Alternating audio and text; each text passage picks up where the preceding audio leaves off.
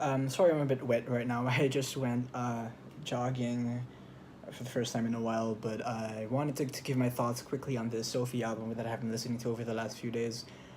Before I get into this whole Beyonce thing, uh, Sophie, for those who aren't familiar, is a trans electronic musician who has been gaining popularity over the last few months, I'd say, but has been making music for a couple of years now.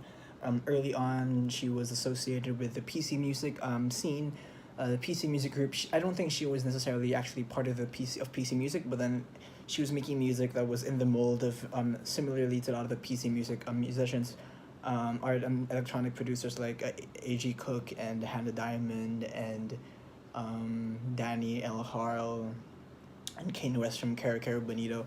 Around this time, I remember it was a couple of years back. I remember they were the new. There was a lot. There was a lot, there were the new kind of indie. Um, they were the people who people were. They were the artists that people were very excited about, right? Everyone was talking about PC music, whether or not they would break into the mainstream, whether or not they would influence the genre as a whole, and change the way music, whatever. All this stuff, change electronic music forever.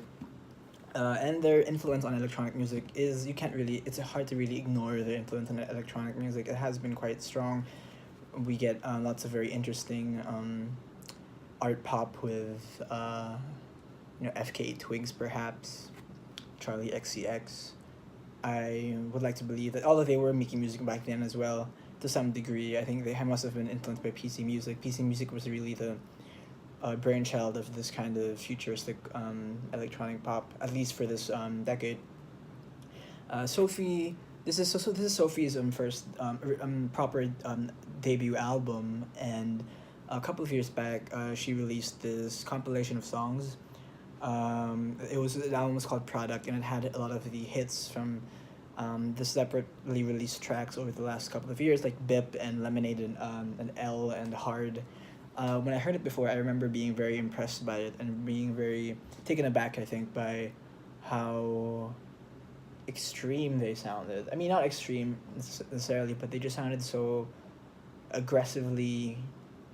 Um, it just sounded very aggressive music, very aggressive, but dancey and catchy.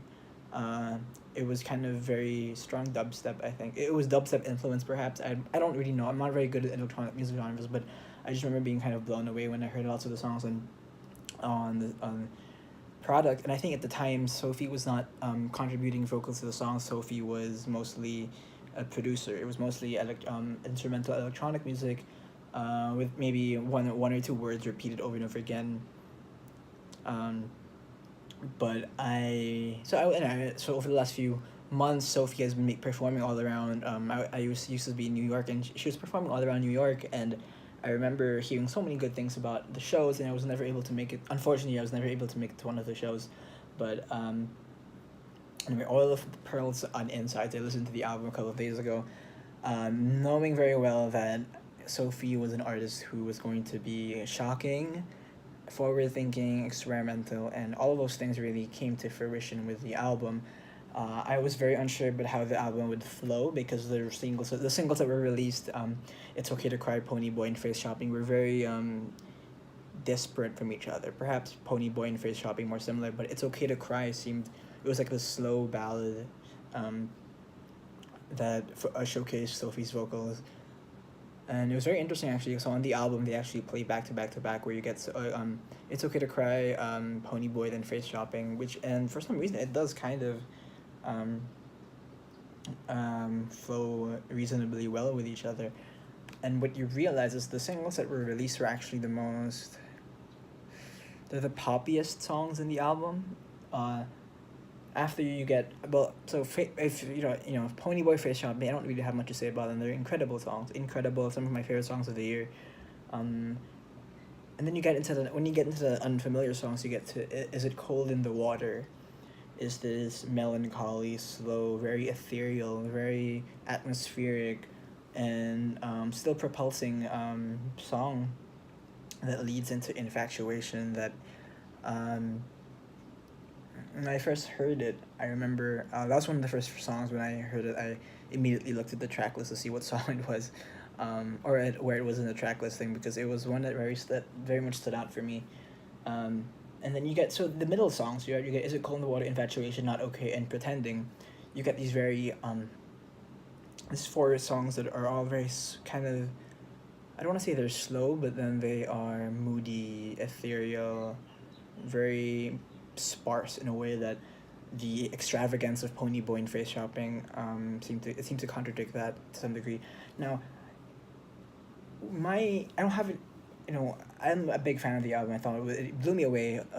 Sonically blows me away, but I had some difficulty trying to not assess, but I had a difficulty kind of to parse a narrative in the album. I wasn't sure if that was maybe it probably isn't what it's trying to do, but then I guess I'm so used to that in albums that there are some kind of narrative through lines to some degree, and I couldn't necessarily find what it was.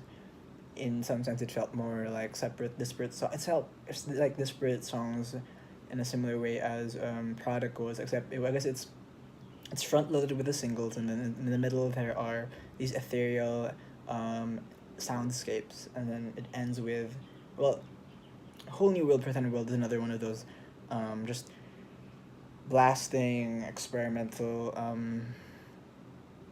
loud, and incredibly riveting pieces of production. Probably the most forward thinking music, into the entire year. But it doesn't seem to have necessarily a flow to it that makes sense for me personally. I don't know. Maybe if I listen to it more, I'll try to understand it. But even if it doesn't, it's still a great album. It's very fun.